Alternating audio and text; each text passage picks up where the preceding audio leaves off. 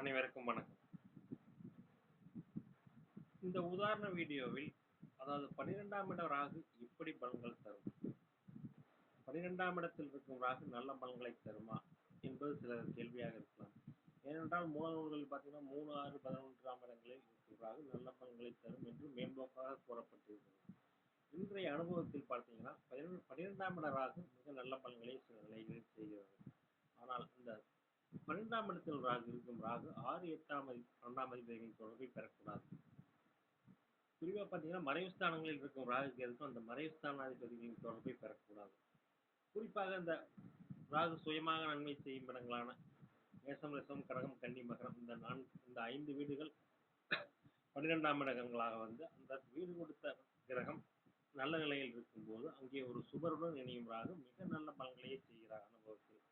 அதனால்தான் அதாவது இந்த நூற்றாண்டின் சிறந்த ஜோதிடரான ஆத்தூர் மாதேஸ்வரன் அவர்கள் 12ஆம் இட ராகு கூட ராகுவுக்கு உகந்த இடம்தான் என்று கூறியிருக்கிறார். அவருடைய ஆராய்ச்சி அது அனுபவத்தில் ஒத்தும் வருகிறது. இந்த நிலையில் இந்த ஜாதகர் பிறந்தது பார்த்தீங்கன்னா 15/7/1981 9:20 AM அளவில் பிறந்திருக்கார். இந்த ஜாதகர் பிறந்தது சிம்ம லக்னம், தனுசு ராசி, மூல நட்சத்திரம். லக்னத்துக்கு 2ஆம் வீட்டில் குரு சனி, 5ஆம் வீட்டில் சந்திரன், 6ஆம் வீட்டில் கேது, 11ஆம் வீட்டில் சூரியன், புதன், செவ்வாய், 12ஆம் வீட்டில் சுக்கிரன், ராகு.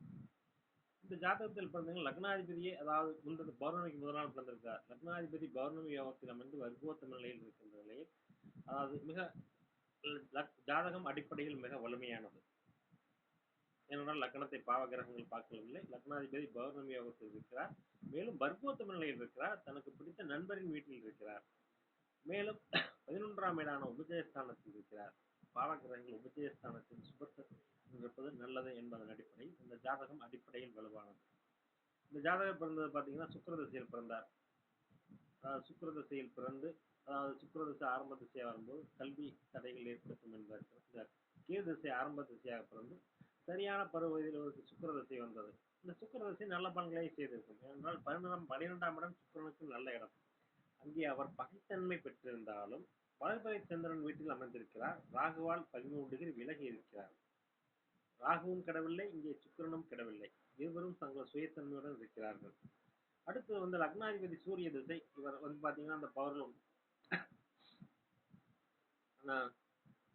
ராகுவின் சுக்கிரனின் தொழிலான அந்த பவர்லூம் டெக்ஸ்டைல்ஸ் சிறுபான்மையான தொழில்களில் ஈடுபட்டு நல்ல நிலையில் இருந்தார்.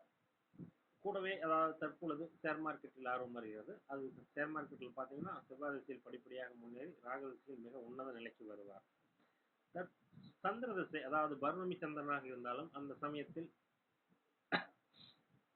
இவருக்கு பார்த்தீங்கன்னா 7ரை சனி அமைப்புகளால் தான் அந்த சந்திர சில கஷ்டங்களை அனுபவித்தார். செவ்வாய் திசை சற்று சுமாராக சென்று கொண்டிருந்தார். செவ்வாய் புத்தியும் ராகு புத்தியும் நன்றாக சென்று கொண்டிருந்த சமயத்தில் குரு சனி புத்திகள் இந்த ஜாதகருக்கு நல்ல பலன்களை தராது. ஏனென்றால் குரு அங்கே அட்டமாதிபதியாகி 6ஆம் அதிபதி சனியுடன் ஒரே டிகிரியில் இணைந்திருக்கிறார்.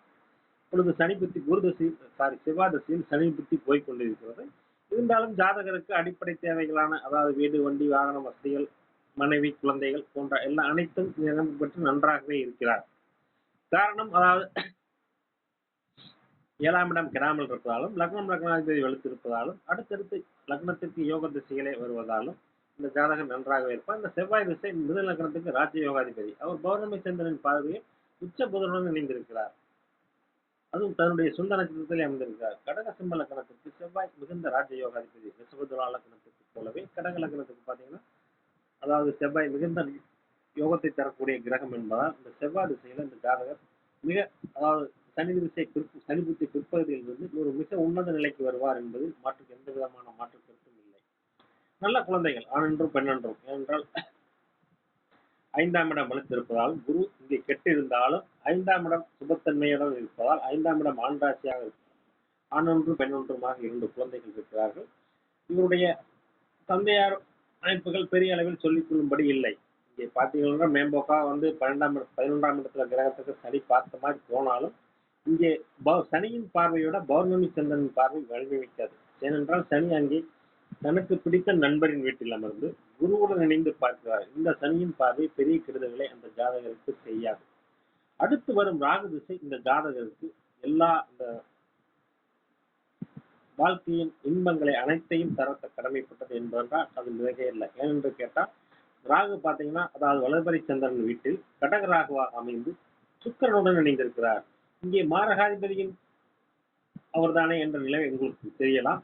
மேலும் அந்த சுக்கிரனே பார்த்தீங்கன்னா, அதாவது தனது கேந்திர வீட்டிற்கு 3ல் மறைந்திருக்கிறார். இது ஒரு நல்ல நிலை. ஏனென்றால் இன்னும் கேந்திராதிபதி தோஷம் அங்கே செயல்பட்டுவிடும். இந்த நிலையில் அடுத்து வருகின்ற ராகு திசை இந்த ஜாதகரை உச்சத்திற்கு கொண்டு செல்லும். ராகு வெளிநாட்டு தொடர்பு, ஏற்றுமதி, இறக்குமதி, ஹெச்எல் சம்பந்தமான துறையில் இந்த ஜாதகர் மிகுந்த சொலிப்பார் என்பது இந்த எந்தளவும் மாற்று கருத்தில்லை. எனவே 12ஆம் இடத்தில் இருக்கும் ராகு வீடு கொடுத்தவன் சுபராகி அந்த மேசம், கர்சம், கடகம், கன்னி, மகரமாகி அங்கே ஒரு சுபருடன் இணைந்திருக்கும் நிலையில் மிக நல்ல பலன்களை செல்வார். லக்னாதிபதியின் வலுவிற்கேற்ப இந்த லக்னாதிபதி உச்சபட்ச வலுவில் இருக்கிறார். எனவே இந்த ராகு, அதாவது 12ஆம் இடம் என்றாலே விரயஸ்தானம் என்று எடுத்துக் கொள்ளக்கூடாது. எதிர்பாராத தனவா அதிர்ஷ்டம் 8ஆம் இடத்தை குறிக்கும் எதிர்பாராத அதிர்ஷ்டம் போல 12ஆம் இடமும் ஒரு வகையில் அதாவது நிறைய தனலாபங்களை தரக்கூடிய இடம் என்றே கூறலாம். ஏனென்றால் 11ஆம் வீட்டிற்கு பாவற்பாப்படி 2ஆம் வீடாக வருவதால் 12ஆம் வீட்டில் இருக்கும் சுக்கிரன் எந்த நிலையிலும் நல்ல பலன்களை தருவார். சுக்கிரனுக்கு 12ஆம் இடத்தில் மறைவுஸ்தானம் கிடையாது.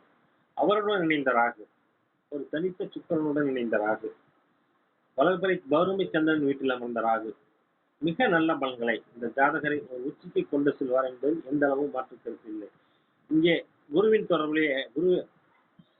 தொடர்பை பெற்றிருந்தாலோ சனியின் தொடர்பை பெற்றிருந்தாலும் இந்த ராகு கடுமையான கெடுபலன்களை தந்திருப்பார். குரு இங்கே என்ன இருந்தாலும் அவர் அட்டமாதிபதியும் ஆவதால் இந்த அட்டமாதிபத்தியத்தையும் ராகு எடுத்து செய்கின்ற நிலையில் குருவின் அட்டமாதிபத்தியம் இங்கே வேலை செய்துவிடும். சனியின் பார்வை பெற்றிருந்தாலும் நல்ல செயல் பலன்களை தர மாட்டார். நல்ல வேலையாக யாருடைய தொடர்பை பெறாமல் பௌர்ணமி சந்திரன் வீட்டில் அமர்ந்து ராகுவோட சுக்கிரனுடன் இணைந்த ராகு இந்த ஜாதகத்தில் சரியான பருவ வயது, அதாவது வாழ்க்கையில் ஒரு நல்ல சம்பாதிக்கக்கூடிய ஒரு 45 வயசுல வர்ற இந்த ராகு திசை மிக உன்னத திசை என்றே கூறலாம். எனவே 12ஆம் இடத்தில் ராகு இருக்கிறார், அலக்களிப்பார், அப்படியெல்லாம் நாம் மேம்போக்காக பலன் எடுக்கக்கூடாது. ஏற்றுமதி, இறக்குமதி, வெளிநாட்டு தொடர்பு இவற்றை குறிக்கக்கூடிய பாவகம் 12ஆம் பாவகம். இவர் டெக்ஸ்டைல் துறையில் இருக்கிறார். ஏற்றுமதி டெக்ஸ்டைல் துறையில் ஒரு நல்ல நிலைமைக்கு வருவார்.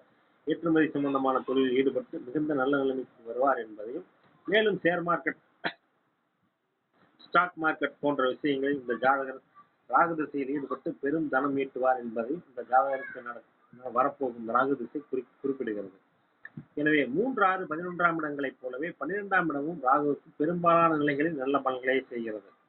ஆராய்ச்சியில் எடுத்துக்கொண்டு பார்த்தீர்கள் என்றால் 12ஆம் இடத்தில் ராகு ஒன்றுக்கு சனி செவ்வாயின் தொடர்பை பெறாத பட்சத்தில் அப்படியொன்றும் 6, 8ஆம் அதிபதியின் தொடர்பை பெறாத பட்சத்தில் அப்படியொன்றும் கெடுபலன்களை ஜாதகருக்கு தந்துவிடப் போவதில்லை, ஜாதகரை கஷ்டப்படுத்தவும் இல்லை. ஆனால் அந்த 6, 8, 12ஆம் இடங்களில் இருக்கும் ராகுக்கள் அந்த லக்கணத்தின் ராஜயோகாதிபதியுடனோ ஒரு இயற்கை சுவருடனோ சம்பந்தப்படும் நிலையில் தங்களது திசையில் நல்ல பலன்களை தருவார்கள். ஆனால் என்ன இருந்தாலும் இந்த 6, 8, 12ஆம் மறைவு ஸ்தானாதிபதிகளின் தொடர்பை அந்த ராகுக்கள் பெறக்கூடாது.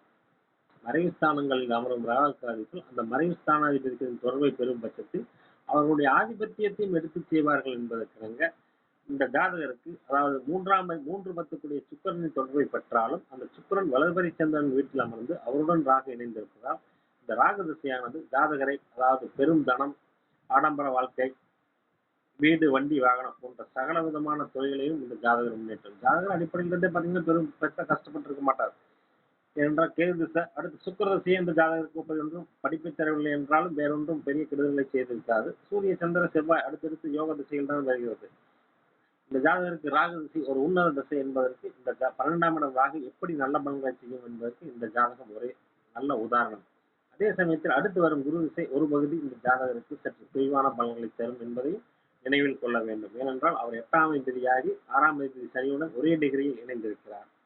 எனவே ராகு ஒருவருக்கு நல்ல நிலையில் இருந்து சரியான வயதில் அவர் சம்பாதிக்கக்கூடிய வயதில் வரும்போது 40 வயசுக்கு அந்த ராகு திசை வந்து அந்த நல்ல நிலையில் இருக்கும் ராகு சில லட்சம் கோடிகளை இந்த ஜாதகருக்கு தரும் என்பதற்கு இந்த 12ஆம் இட ராகு ஒரு நல்ல உதாரணம். எனவே 12ஆம் இட ராகு பெரும்பாலான நிலைகளில் நல்ல பலன்களை செய்கிறது என்பதற்கு இந்த ஜாதகம் ஒரு நல்ல உதாரணம். நன்றி, வணக்கம்.